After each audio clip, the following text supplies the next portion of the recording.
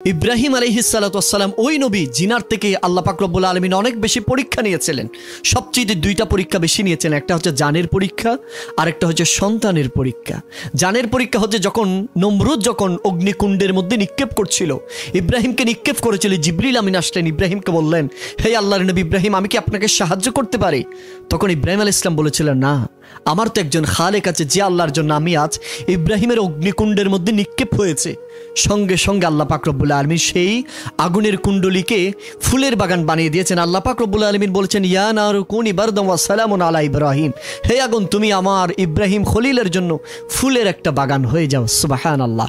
এটা হচ্ছে জানের পরীক্ষা। দ্বিতীয়ত সন্তানের পরীক্ষা।